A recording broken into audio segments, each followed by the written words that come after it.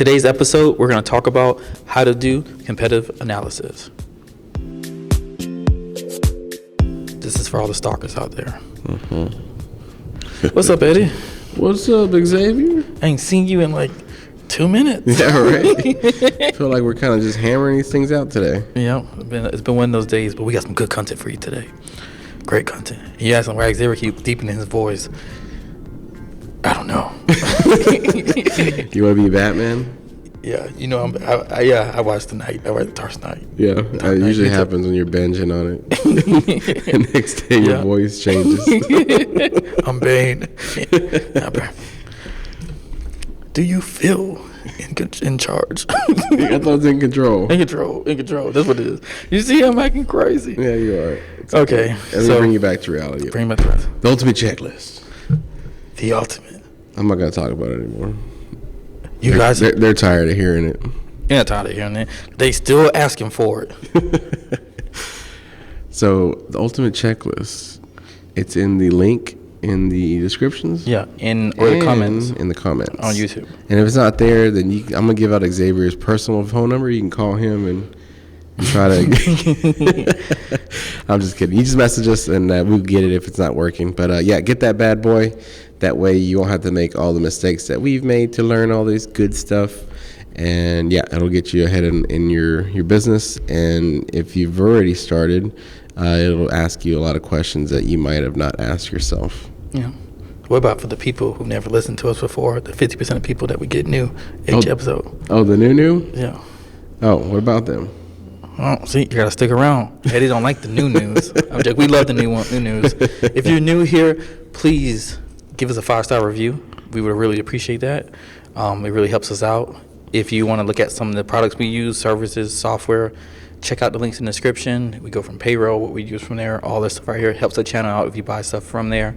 But other than that, we have consulting that you can look in the calendar. You can check out the links. We've kind of booked up on the cohorts and stuff like that, but you never know. If you have an interesting point of view, you could skip the line and jump in front of it or something like that. Or we might do multiple ones in the future. Or we're becoming like YC now. Yeah, YC. But we take the money and we turn it into more money. Oh, and we give it back to you. And less work. Less work. And this is just the format of how this is our thoughts of how we run businesses. So, segment 1, understanding the basics of competitive analysis. So, if you think about competitive analysis, Eddie, what do you think competitive analysis is? Me? Yeah, what do you think it is? And I'll tell you what it is. I'm joking. I'll tell you what I think it is. Competitive analysis. I think you're just basically spying on your neighbors. Oh yeah, neighbor in business. But I don't think it's a bad thing because a lot of people. I'm always my wife gets on to me, but I'm always like watching stuff, and they're like, "Hey, so and so is advertising a tent, a bounce house, tables and chairs, and all they're charging $100. How am I gonna live?" And I'm like, that is not competitive analysis. That's not what anybody I would pay any attention to. Yeah. As, they're going to burn themselves out or somebody's going to get hurt and then they're not going to make it through that because they didn't charge enough. But me, more so, I think of it as see where your top guys are, your middle people, and then just kind of get a rough estimate. Now, just a starting point. Doesn't mean you have to start there. But obviously, just kind of see roughly like what the market's kind of paying, more or less. Wrong. I'm joking. That's exactly right. Yeah, it's just figuring out where everybody else is, and you can compare yourself and take what's good from them and make a Frankenstein your stuff even better, or just see where you are at compared to everybody else. We don't really focus on this. Because at all, we might do a competitive analysis every quarter, look at the data. Yeah, I was gonna say, I know we do. We do prices and stuff like that, but we're like, girls, please call these and see if we get quotes on all this. Yeah, see where they're at. See where they're at. See where the prices are. Okay, we're still higher. Yeah. It's like, what? We're the same. Raise the price. We'll see where everyone is. See where everything's at right there. But we're not having any meetings about Joe Schmo's pool service. Rental company. I was like, pool service? They're in the pool service game now? The rental company is, I don't know what I was talking about. Joe Schmo's rental company what he's doing, oh my gosh, we're not looking at that. Now we do see like on the chat people talking about, oh, my competitors offering in this, and I know that's what Eddie said too. Yeah, I'm just like, if your competitors offering free delivery, doesn't mean they're obviously struggling.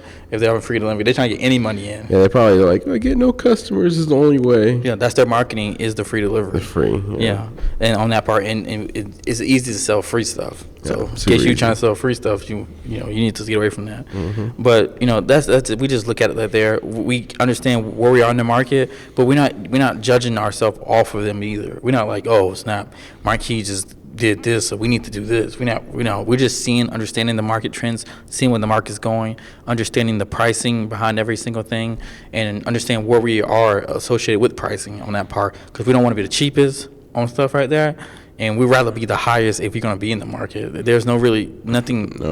There's no advantage to being the second cheapest out there. So if you're not going to go for the bargain, we want to be for the people with the most value. That's what we're trying to offer, the highest value possible. And as the price goes up, then we can see that our value might go up and stuff, and we offer more things on there.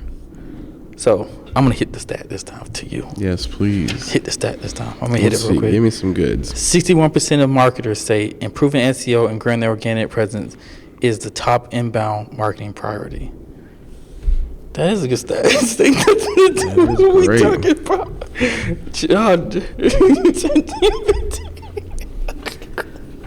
Okay. So, interesting stat on that part. How do you feel? I feel How did it make you feel? Well, they're correct. The SEO is growing inside part, and the best way to do comparative research is go look through SEO, type in rental companies in your area, and then a whole list will show up, and then you'll see where you rank at on there for the most part, and you'll see what you go. And you go more specific, because we rank more on the actual individual items than the actual rental. We're working on there, working our way up, because there's companies been here for like 50 years, more longer than we have on there. Grandpa? Yeah, grandpa's on there. Now that you have this data, you have the prices of everybody's stuff, how much they're charging for delivery, what services that they're offering, how much they charge for those services, how much you compare for them. Now you need to take that data and analyze it on there. And you have to understand too, like we're not looking at Marquis, which is the biggest person in our industry, and be like, in our market, and be like, well, Marquis is charging $600 for deliveries. Yeah. We need to charge $600. Well, I think there's a lot more that goes into it too, because like I know every ticket that we do, we have already like a cost into it. We already know what the cost is, and we know what the profit is going to be. Like the cost from if we got it from an ad, then it automatically costs us X amount. For our girls to talk to them and convert them, that's another cost. And then for our warehouse team to have the item prepped and loaded in their vehicle, that's another one. Getting delivered, bringing it back, gas, all the whole stuff. So we know like the cost of each thing. So like I said, this is just a basic just knowledge of like, okay, well, this is what they're charging, and this is what we need to be minimum just to break even, and this is what we wanted to make for a percentage on each one. So that's what I would do. Yeah. So kind of for them, everybody's different. Some people are doing this by themselves, so they can say, well, I'm free. I'm free. Yeah, but then you always be free. Yeah, you always be free. So you need to put $1 in your head and be like, okay, I'm worth $30 an hour. Yeah. Well, $40. If you're starting this and you just want a side gig and you want to just you want to own your own job, which I don't have nothing wrong with that. I love it. Yeah, if you want to do that, then that's fine. You can do that. If you want to build a business and be able to grow past that, then you're gonna have to start adding some more extra strategies in place into here. So the next thing, here. It's going to be the statistics. Eddie, what do you think about this one right here? You ready? Mm-hmm. Okay. 75% of small businesses don't conduct competitive research at all. Don't look at anything. I believe that. They're just throwing stuff out there. They're just like, all right, this is what we're going to do. Oh, we hit something. Who knew free delivery would get you so many customers? Yeah. Or, for instance, like we know like in Chicago, it's like, the cost is like totally different. Imagine if we went with our Texas prices over there. We would be leaving so much money on the table. We would get destroyed. We have too much work, and the prices for hire everybody is more too. So we'll be. What is the minimum over there? Like 15 an hour or something like that? Oh, it's like inside the city. I think it's 18. 18. Yeah, it's 13 for Illinois, I think, and like 18 for Chicago, the city area. Now we might be in the suburbs, so maybe we can get away with like less than that. Yeah, but this is a little example there. It's like, I think it's just. I mean, yeah, a lot of people aren't doing it, but I think it's a big opportunity. It's an advantage too. Like I said, it'll kind of get your numbers, where they need to be. You kind of see where everybody else is at and see how much profit you can make. Yeah, you can see what you're missing out on too as well, or what's going on. But also too, remember, you need to take this with everything you get for the grain of salt on there, because someone can have something at a certain price and can be selling nothing. Yeah. So, like, what I would like to do, that's what we call up there. We ask for kind of like availabilities for different kinds of dates, which kind of gets us a kind of understanding when they're like, oh, this thing's sold out. So then we can kind of see if they selling out based on our stuff, and we kind of know what they might have from the time before. And we'll kind of just run through the process on there. And we have like a list of companies that we run through, and we kind of get the pricings for it. Some of them are just online, so we just compare them on there. And I know some of you guys are like, oh, that's why I don't want to put my prices out on there. Well, there's other methods too, because we do competitive analysis every single week, because we do price match on stuff. We price match the companies that are in our 9 company bubble that we think we compete with mostly on there. We get that stuff. We get all the stuff anyway. We get quotes all the time from other companies that are so nice that we get stuff that's way cheaper that we can't do, and we might just let them have it, or we get stuff that's higher than us, and then we're like, okay, well, we can beat this because we're already cheaper than this. Yeah. And we see that we need to raise our price. So people are getting your stuff. People are taking your quotes and comparing it to other quotes. I don't know how many companies the people take the stuff to us and say, hey, this company's charging this much, and it's like almost the same. We want to work with you. Can you help us like with these $6 differences? And Eddie's like, what let me see. Eddie's like, nope. Now $6 more on top of that. Yeah, but like we can do it, but extra. But extra, just like we say, sure, you need a 5-star review. Mm-hmm. And if you got 5-star review, then we can do it for that. Yeah. Price. If you guys can give us a 5-star review, I can do it for that price too. Yep. So go on there, give us 5-star review. 5-star review. So you do that. So the next thing we kind of that I look into, because this is usually Eddie's kind of like off at this point, and then he jumps back in at the end and says, so like, what the, or which way we should go with it. The next thing, and I guess you do look in this part, but identifying our competitive advantages and their competitive advantages. Like a companies that are bigger than us or something like that on inventory. Because I want to say in revenue is different, because you can make more money than companies that have more inventory to you. We do it all the time on there. But a company that has more inventory, they have more opportunities to possibly sell. A company like us who use these other strategic stuff, we have a back office team, that's not based here. We're running everything like on a commission base from our actual delivery driver, so we have consistent costs across the board, so we know what we're spending and everything on. When we have a software system in place that we do internally, like our whole focus is on convenience. Like how can we make it most convenient for them? That's our competitive advantages. So other companies like Marquee might be, well, we want the highest quality equipment, and that's what people are going to pay for. We're going to do the highest level of service. We're going to have the most products, all that stuff. You just need to find where you can have a competitive advantage in, even if you're going to have the largest selection of stuff, or you're going to have the most of one type of item that they can use, because that works out for a lot too as well. Or you've been in the industry for a certain longer time, on there. Just identify your competitive advantages. Hey, what's another competitive advantage that we have? Well, I think a good competitive advantage that we have is just the communication side. Communication. Didn't you say that on the last podcast? I did. You like communication now. It's super strong. It's super powerful. How many times do you get on a website or you call somebody and get a quote or something, they don't call back till a day or two later. They never call back. Or 5 hours later. Or, you know what I'm saying? Our advantage is the time clock starts as soon as they call, if we missed a call. And then we're expected to call them back within like 20 minutes, 10 minutes. Yeah, 10 minutes. Yeah. So if they don't, Eddie's like, gets mad 10 minutes. then I'm like, what's going on? Why did we do this? There's no excuses. Yeah. And we getting everybody motivated to kind of do that stuff outside as well. Yeah.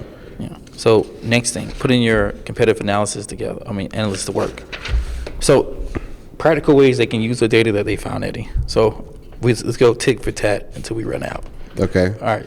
Practical ways they can use the data that they collected from other competitors. Yeah, just one though. Don't try to write off all of them until I haven't got no more. Okay. Well, first off, they could, know where to price their actual rental items. Oh, damn, that's my one. Second, you can figure out for your delivery. You can see what's the comparable rates on there for delivery. That's another one. You can also see what kind of fees they're charging. And they were charging a lot of people. Well, I think everybody over here does, but like the damage waiver fee, handling fee. Some even do the processing fee. Yeah. Other things like that. Yeah, payment process. Yeah. So you can see what everybody's charging. That way, you can charge too. Yeah. Another thing that you can use instantly, you can see what services that they offer that you might be willing to offer that they don't offer, or understand why they don't offer it on there. Yeah, that's another thing. Services, I guess, inventory too. What kind of stuff are they're offering? That way you can kind of come in there. Yeah. But That's great. I didn't even that's the inventory. Like for instance, the throne chair. Yeah.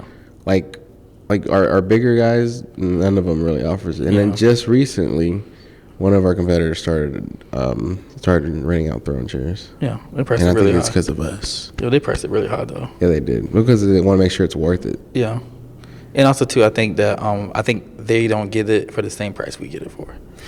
I'm pretty sure, but that's a whole nother type of business. On there, and also you can see. So we're in this camera right here. That's the end of this show right here. This thing has died. So I want to say thank you guys for watching. I'm Xavier Kelly. Can't see Eddie. I'm right here, Eddie Sauceda. But thank you guys so much. Get the ultimate checklist if you haven't already. And give us a 5-star review. And we'll see you on the next one. Yeah.